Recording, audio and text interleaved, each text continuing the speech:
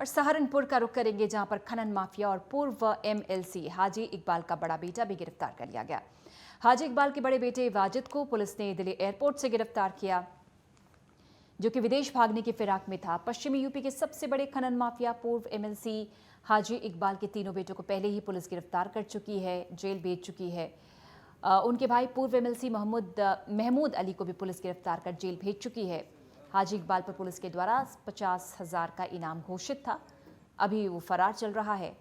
UP शासन के द्वारा हाजी इकबाल की लगभग 528 करोड़ की प्रॉपर्टी जब्त हो चुकी है।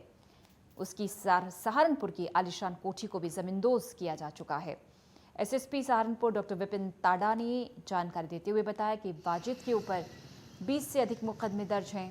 मिर्जापुर थाने का हिस्ट्री शीटर है, 50,000 का इनाम है और विदेश भागने की फिराक में था। दिल्ली एयरपोर्ट से उसकी गिरफ्तारी हुई। जो कि प्रदेश स्तर के खनन माफिया हैं, उनके पंजीकृत गैंग के सदस्य हैं, उनके पुत्र हैं और इनका हिस्ट्री शीट भी खुला है। और ये इनके खिलाफ पुलिस ने विभिन्न कार्रवाइयाँ कर रखी थी और ये वांछित चल रहे थे। 50,000 रुपये का इनाम था इनके ऊपर। कल रात्रि में इन्होंने दिल्ली एयरपोर्ट से दुबई जाने का प्रयास किया, जिस पर कि वहाँ इनको रोका गया और पुलिस को सूचना मिलते ही तत्काल पुलिस वहाँ पहुँची। इनके विरुद्ध सहारनपुर पुलिस द्वारा लुकआउट नोटिस जारी कर रखा था पहले से, जिसके चलते इनको रोका गया है और इनकी गिरफ्तारी की गई है। आज इनको जेल भेजा जा रहा है जो वांछित मुकदमे हैं उनमें, और इनके खिलाफ आगे जो विधिक कार्रवाई है वो की जाएगी। और खबर नोएडा से, जहां कोतवाली सेक्टर 113 क्षेत्र में सेक्टर 78 के मुख्य मार्ग पर सामान की डिलीवरी करने जा रही डिलीवरी बॉय की स्कूटी में अचानक आग लग गई।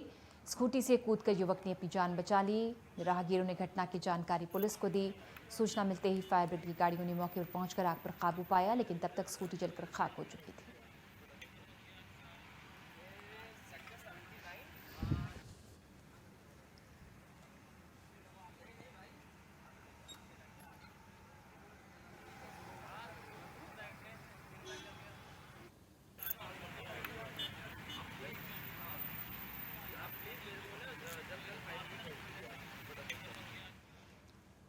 गाजियाबाद में होटल पर गाड़ी की पार्किंग को लेकर देर रात विवाद हुआ। विवाद के बाद एक युवक की जमकर पिटाई हुई। इस दौरान युवक को इलाज के लिए अस्पताल ले जाया गया। इसके बाद युवक की अस्पताल में इलाज के दौरान मौत हो गई। घटना की सूचना पुलिस को दी गई। पुलिस ने शव को कब्जे में लेकर पोस्टमार्टम के लिए भिजवा दिया। मारपीट का वीडियो सोशल मीडिया पर वायरल है। पुलिस मामले की जाँच कर रही है। समय करीब 9 बजे थाना क्षेत्र टीला मोड़ के लोनी रोड पर होप्स किचन के सामने दो पक्षों के बीच में झगड़ा हो गया था, जिसमें एक पक्ष के द्वारा दूसरे पक्ष के वरुण नामक व्यक्ति को ईंट से मारकर घायल कर दिया गया। हॉस्पिटल ले जाते समय ही उसकी मृत्यु हो गई थी। वरुण थाना क्षेत्र टीला मोड़ के जावली गांव का रहने वाला है। परिजनों से तहरीर लेकर के उचित धारा में अभियोग पंजीकृत कर लिया गया है। और देश भर में आज गोवर्धन पूजा को लेकर उत्साह है। खासकर मथुरा के गोवर्धन में पूजा को लेकर खासा उत्साहित हैं लोग। द्वापर युग से गोवर्धन पूजा की परंपरा चली आ रही है। इसके तहत हर साल गिरिराज को 56 भोग और अन्नकूट का भोग लगाया जाता है। पूरे ब्रज में गाय के गोबर से गिरिराज की प्रतिमा बनाकर पूजा की जाती है। द्वापर युग में आज के दिन भगवान कृष्ण ने ब्रजवासियों को इंद्र के प्रकोप से बचाने के लिए गोवर्धन पर्वत कनिष्ठा से उठाया और 7 दिन तक पर्वत को धारण कर इंद्र के घमंड को तोड़ा था। गोवर्धन पूजा के निहित बड़ी संख्या में श्रद्धालु ब्रज पहुंच रहे हैं। गोवर्धन पूजन पूरे देश भर में मनाया जाता है, लेकिन ब्रज में इसकी एक अलग ही धूम होती है कि जिस तरीके से ब्रज में गोवर्धन पूजन होता है, परिक्रमा होती है, दूर दराज से श्रद्धालु आते हैं और पूरे भगवान गिरिराज महाराज के दर्शन के लिए एक अटूट उनके अंदर विश्वास होता है, जिसके लिए ब्रज नगरी में आते हैं और एक अलग धूम सी देखने को मिलती है। किस प्रकार से गिरिराज पूजन किया जाता है और किस प्रकार से गोवर्धन की पूजा होती है, किस तरीके से गिरिराज पूजन क्यों मनाया जाता है, हम जानते हैं। हमारे साथ महामंडलेश्वर स्वामी इंद्र देवानंद सरस्वती जी महाराज मौजूद हैं, जिनसे हम जानेंगे कि गिरिराज पूजन किस प्रकार किया जाता है और क्यों किया जाता है। जी महाराज जी, बताएं कि गिरिराज पूजन किस लिए किया जाता है और गिरिराज जी पूजन किस प्रकार किया जाएगा और कैसे किया जाएगा। गिरिराज जी की पूजा करने का जो प्रावधान है, परंपरा है, वो बहुत पुरानी है। और लगभग मानते हैं 5,500 बरस से लगातार ये पूजन की विधि चली आ रही है। सबसे पहले गिरिराज की पूजा भगवान श्री कृष्ण और बलराम जी के द्वारा नंद बाबा यशोदा के परिवार के द्वारा पूरे ब्रजवासियों ने की थी और इस पूजा को प्रारंभिक भगवान श्री कृष्ण ने ही बाल्यावस्था में ही उन्होंने इस पूजा को स्वीकार किया था और उन्होंने इसकी मान्यता को समाज में प्रस्तुत किया। जी महाराज जी, आपका नेटवर्क 10 न्यूज़ चैनल में सबसे पहले स्वागत है और नेटवर्क 10 न्यूज़ चैनल के माध्यम से बताएं कि किस तरीके से गोवर्धन पूजन मनाया जाता है। सबसे पहले तो नेटवर्क 10 के माध्यम से जितने भी श्रोताजन हमें सुन पा रहे हैं, आपके हृदय में बैठे हुए गिरिराज भगवान के प्रति जो आस्था है, श्रद्धा है, उससे मैं वंदन और प्रणाम करता हूँ। देखिए, यूँ तो पूरी दुनिया में ही सनातनी लोग भगवान श्री गोवर्धननाथ श्री गिरिराज जी की पूजा करते ही है, लेकिन श्री ब्रज में भगवान गोवर्धननाथ बैठे हुए यहाँ का हर ब्रजवासी, हर बच्चा, बूढ़ा, वृद्ध जो भी कोई है, उनकी बड़ी आस्था भगवान श्री गिरिराज जी गोवर्धननाथ भगवान के प्रति है। पद्म पुराण में भगवान गोवर्धन की लीलाओं का, कथाओं का बहुत ज़्यादा वर्णन। और फिलहाल बड़ी खबर, सपा अध्यक्ष अखिलेश यादव मथुरा पहुंचे हैं। बांके बिहारी मंदिर में विधि विधान से पूजा अर्चना उन्होंने की। पूरे परिवार के साथ बांके बिहारी मंदिर पहुंचे अखिलेश यादव। उनके साथ उनकी पत्नी डिंपल यादव भी मौजूद। पूरे परिवार के साथ बांके बिहारी मंदिर मथुरा पहुंचे अखिलेश यादव। डिंपल यादव, उनकी धर्मपत्नी, उनका परिवार मौजूद। बांके बिहारी मंदिर में उन्होंने पूजा अर्चना की है गोवर्धन पूजा के मौके पर।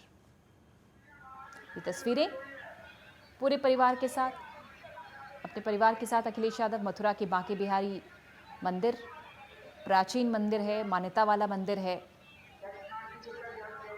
दर्शन पूजन किए अखिलेश यादव ने।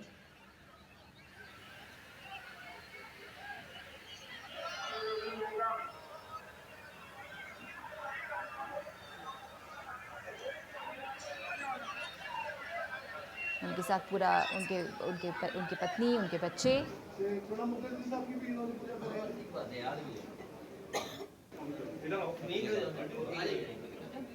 मंदिर के पुजारी जी का आशीर्वाद लिया।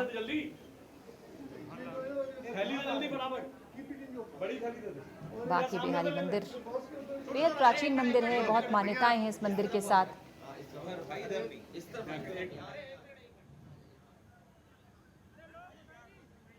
अमित शर्मा हमारे सहयोगी फोन लाइन पर। अमित, तस्वीरें भी हम देख रहे हैं, सपा अध्यक्ष अखिलेश यादव पूरे परिवार के साथ बांके बिहारी मंदिर पहुंचे हैं, पूजा अर्चना कर रहे हैं।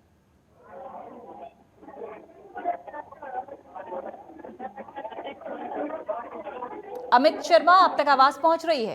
जी पूजा बताइए। अमित, तस्वीरें हम देख रहे हैं सपा अध्यक्ष अखिलेश यादव की, उनके परिवार की बांके बिहारी मंदिर पहुंचे हैं, पूजा अर्चना करते नजर आ रहे हैं।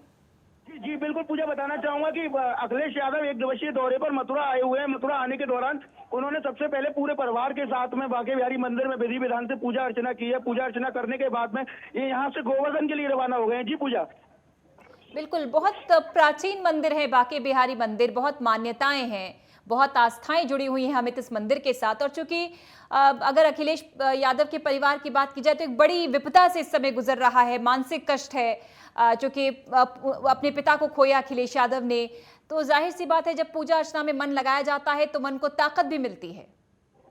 जी बिल्कुल बताना चाहूंगा कि पूजा एक दिवसीय दौरे के दौरान में अखिलेश यादव ने मीडिया के सामने आने से साफ इनकार करते हुए नजर आए। जिस तरीके से देखा जा रहा है अखिलेश यादव का एक दिवसीय दौरा मथुरा का रहा है और लगातार मथुरा दौरे पर अखिलेश यादव रहते हैं और आज पूरे परिवार के साथ में मथुरा दौरे पर आए हैं। 2024 की पूर्ण तैयारी है और लगता है कहीं ना कहीं मुलायम सिंह यादव के देहांत के बाद में उनको कहीं ना कहीं सुर्खियां बटोरने को मिल रही है। जी पूजा, शुक्रिया आपका अमित शर्मा खबर पर जानकारी देने के लिए।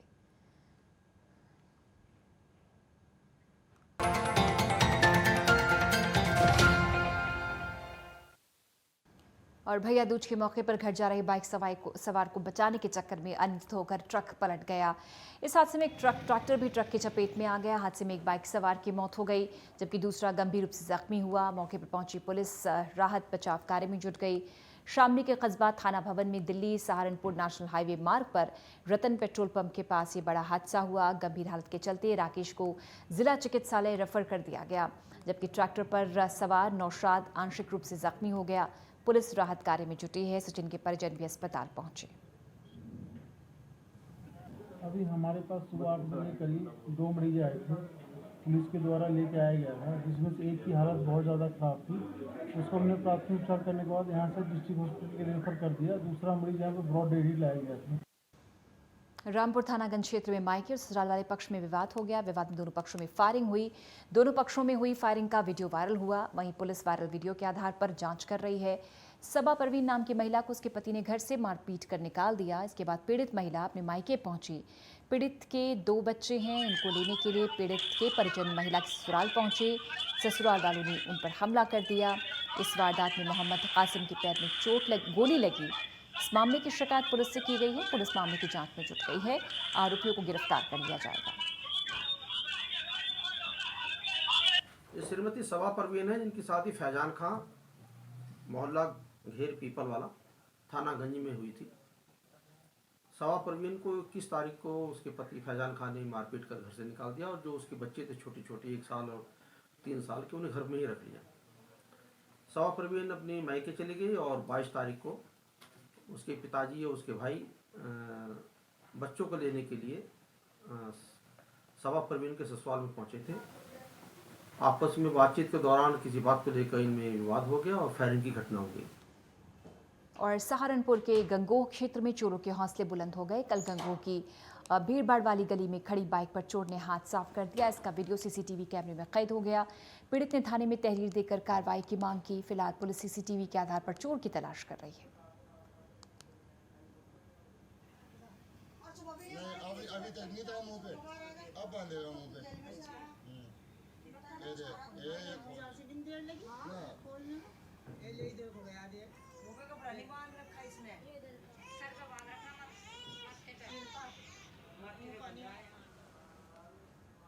और सहारनपुर के गांव सबदलपुर में पटाखे छुड़ाने का विरोध करने को लेकर दबंगों ने युवक पर हमला कर दिया। दबंगों ने धारदार हथियारों से हमला कर युवक को गंभीर रूप से जख्मी कर दिया। इसका इलाज अस्पताल में जारी है। अभी भी युवक की हालत गंभीर बनी हुई है। फिलहाल पुलिस से मामले की शिकायत कर दी गई है। पुलिस ने अब तक कोई एक्शन नहीं लिया है।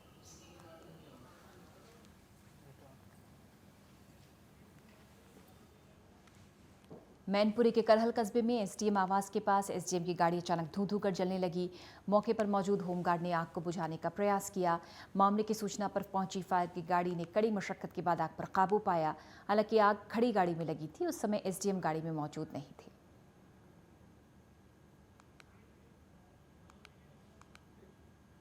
पूर्व एमएलसी और खनन माफिया हाजी इकबाल पर पुलिस का शिकंजा लगातार कस रहा है।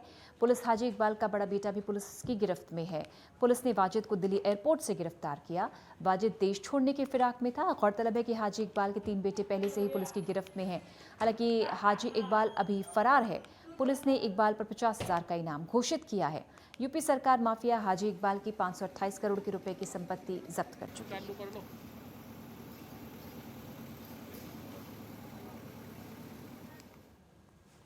और देर रात अलीगढ़ महानगर के सेंटर पॉइंट चौराहे पर बाइक गैंग से पूर्व एएमयू छात्र की किसी बात को लेकर कहासुनी हुई। कहासुनी के विवाद में गैंग सदस्यों ने रामघाट रोड पर पूर्व एएमयू छात्र को घेरकर रंगबाजी दिखाते हुए फायरिंग की। इसमें घटना में पूर्व एएमयू छात्र के सीने में गोली लगी, जबकि साथी को पैर में गोली लगी। दोनों को अस्पताल ले जाया गया। पुलिस घटनास्थल पर मौजूद चश्मदीद की निशानदेही पर हमलावरों की तलाश में जुट गई है। 3 टीमें गठित की गई हैं। फिलहाल पुलिस ने आरोपियों के जल्द गिरफ्तार होने का आश्वासन दिया।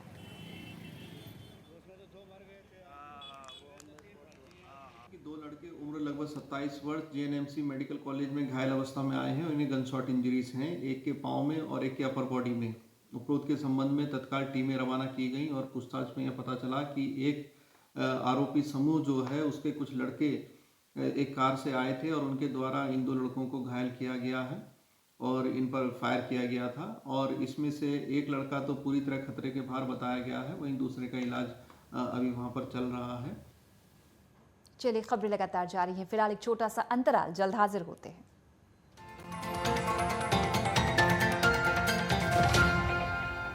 और हापुड़ के धौलाना के गांव ककराना में चोरों का आतंक बना हुआ है। चोरों ने 6 घरों को अपना निशाना बनाया। लाखों की नकदी और आभूषण पर चोरों ने हाथ साफ किया। फिलहाल पुलिस ने मामला दर्ज कर जांच शुरू कर दी है।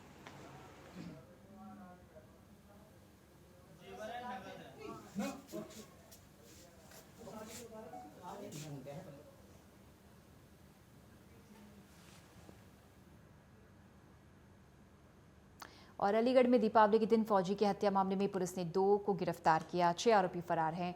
हालांकि हत्या के पीछे प्रेम प्रसंग का मामला बताया जा रहा है। पोस्टमार्टम के बाद फौजी का शव गांव रसूलपुर लाया गया। मृतक फौजी को राजकीय सम्मान के साथ अंतिम विदाई दी गई। मृतक फौजी पंजाब के रोपड़ जिले में पोस्टेड था। रोपड़ और मथुरा से सेना के जवान सम्मान देने के लिए पहुंचे। पुलिस क्षेत्र अधिकारी और एसडीएम खैर भी मौजूद रहे।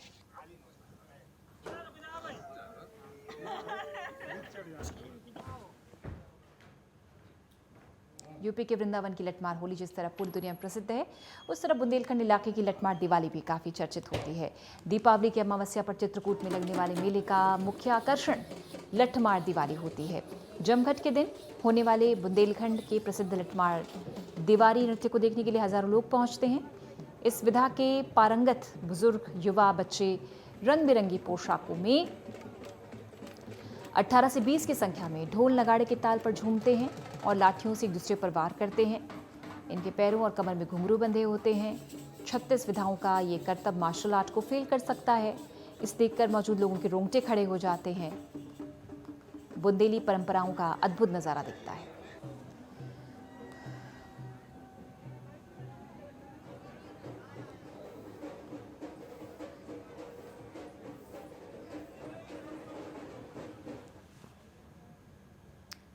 और अमरोहा में स्पेस पार्ट्स की दुकान में भयंकर आग लग गई। इस दौरान दुकान में रखा लाखों का माल जलकर खाक हो गया। ताला तोड़कर बमुश्किल आग पर काबू पाया गया। फिलहाल आग लगने की वजह साफ नहीं हो पाई है। दुकान स्वामी ने अज्ञात लोगों पर आग लगने का आरोप लगाया। मामला कजरा थाना क्षेत्र का है।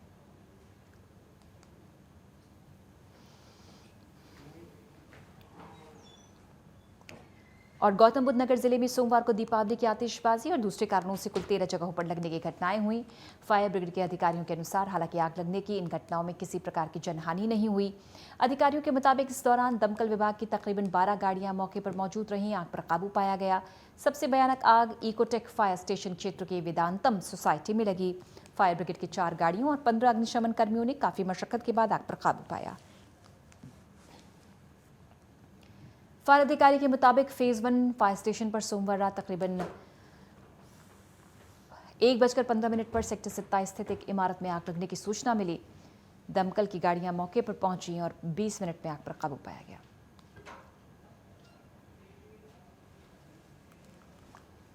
और हापुड़ की धौलाना क्षेत्र में 13 साल की किशोरी को करंट लग गया। इस दौरान करंट लगने से किशोरी जख्मी हो गई।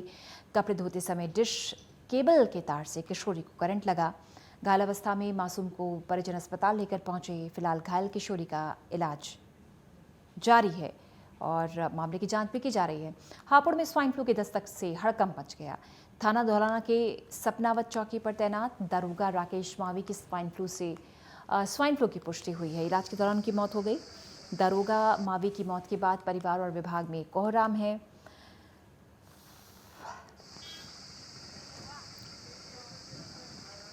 स्वास्थ्य विभाग ने मृतक के कांटेक्ट में आने वाले 7 लोगों को चिकित्सकों की देखरेख में रखा है।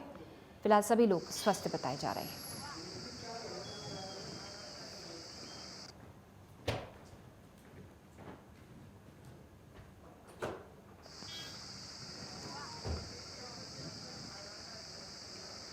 थाना कपूरथला के सपनाव चौकी पर श्री राकेश मावी जी सब इंस्पेक्टर के रूप में तैनात थे।